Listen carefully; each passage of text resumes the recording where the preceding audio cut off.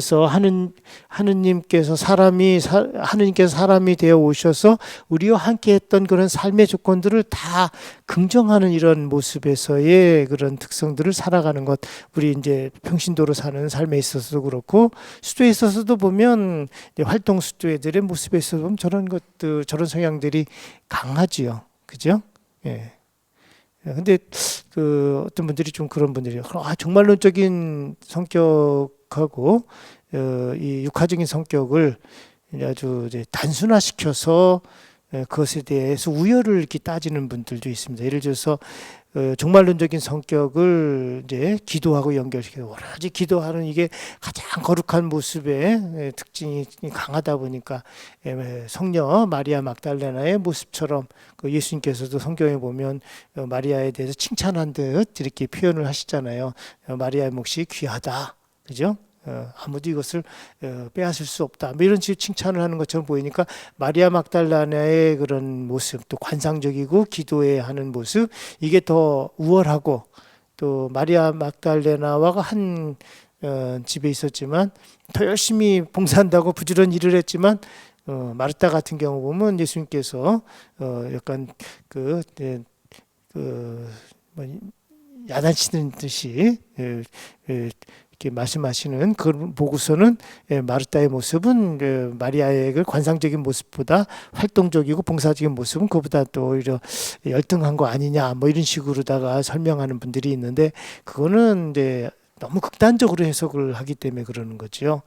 마리아의 모습에 있어서 보면 그런 기도하고 또 관상적인 모습이 그 하나의 몫으로서, 또 그 하나의 삶의 방식으로서 하느님께서 부르신 그런 부르심의 한 모습으로 중요하다라고 얘기하신 것이지, 그게 더 우월하다, 그보다 그것이 가장 다른 것에 대해서 뛰어난 그런 가치의 것에 해당되는 것이다라고 그렇게 말씀하신 건 아니지요. 또 마르타의 모습에 대해서도, 마르타의 그런 분주한 모습에 대해서 예수님께서 말씀하시는 그러한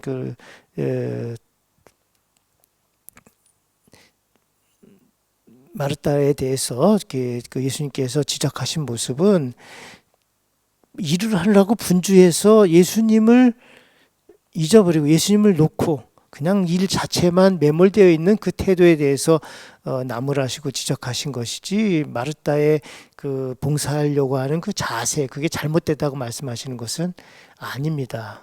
그리고 더 중요한 것은 마리아하고 마르타가 두 분 다 교회 안에 한 성녀로서, 또 한 집안의 같은 자매로서 예수님을 두 분 다 영접하고 모셨다라는 것, 이것을 우리들이 생각한다면 두 분의 삶을 분리시켜 놓는 것은 올바른 태도는 아니다라고 말씀드릴 수 있는 거죠.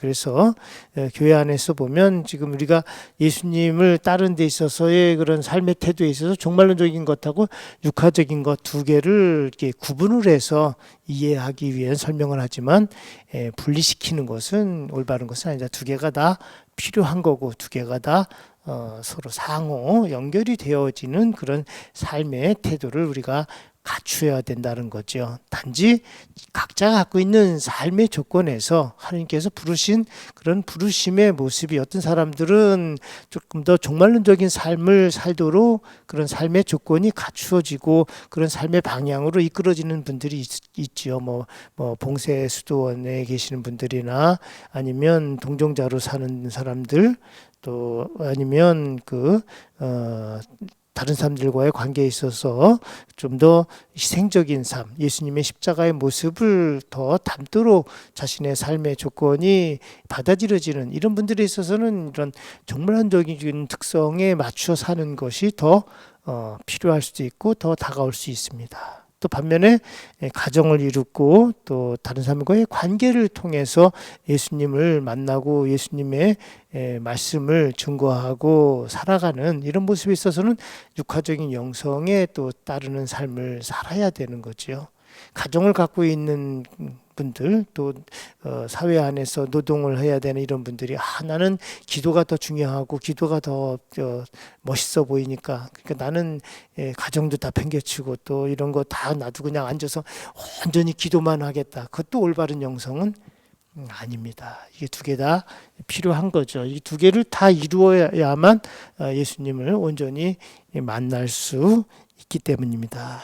그래서 이 육화적인 영성에 있어서 사회생활, 노동의 가치 또는 인간적인 관계 안에서 형성시켜 나가는 그런 현세적인 그런 특성들, 이것도 현세적인 것을 긍정하고 적극적으로 실현하는 데 있어서 필요한 거고, 또 그렇지만 하느님을 향한 궁극적인 모습에 있어서는 인간의 삶에 있어서 이 지상에서의 삶이 끝이 아니라 궁극적으로는 하늘을 향해서 나아가는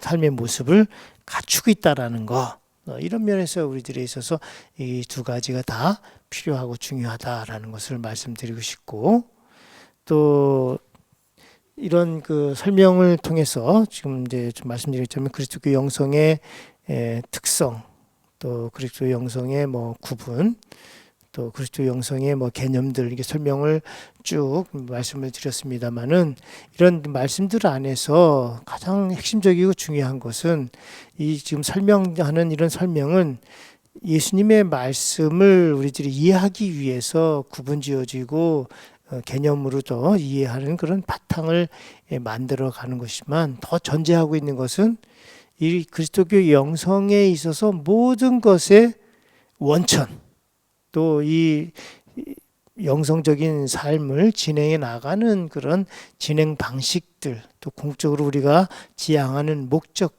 이 안에서 궁극적으로 우리가 만나야 될 것은 누구일까요? 뭘까요?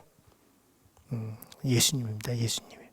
우리가 설명하는 것은 이것을 이해하기 위해서, 예수님의 말씀을 이해하기 위해서, 또 예수님을 만나기 위해서 이러한 개념적인 또 이론적인 그런 설명에 대한 것을 접근을 하는 것이고, 이런 설명들을 통해서 이런 설명들의 원천, 그리스도교 영성의 원천, 또 그리스도 영성을 사는 삶의 방식들, 또 이런 영성적인 삶을 통해서 우리가 궁극적으로 지향한 목적, 이 모든 것들이 그리스도교 영성에 있어서는 항상 무엇부터 시작해서 어떻게 진행돼서 끝나야 되느냐, 예수 그리스도를 시작을 해서 예수 그리스도 안에서 예수 그리스도를 통해서 예수 그리스도를 궁극적으로 만나는 것을 목표로 하는 것, 이것이 그 그리스도의 영성에서 가장 핵심적이고 중요하다라는 것, 이것을 말씀드리겠습니다. 그래서 오늘 설명을 제가 이것저것 설명을 많이 했지만 핵심적인 것은 결론적으로는 하나밖에 없어요. 그리스도의 영성에 있어서 원천, 그리스도의 영성의 목표, 그거는 뭐부터 시작해서 누구로 끝나는 거예요? 예수 그리스도 시작을 해서 예수 그리스도 안에서 예수 그리스도를 통해서 예수 그리스도를 만나는 것, 이것의 모든 것이 시작과 끝이다라는 것, 이것을 항상 우리가 잊지 말아야 하는 것, 이것이 가장 중요하다라는 것을 말씀드리고 싶습니다. 오늘 함께 해주시고 말씀 잘 들으셔서 고맙습니다. 영광이 성부와 성자와 성령께, 성부와 성자와 성령의 이름으로 아멘. 고맙습니다.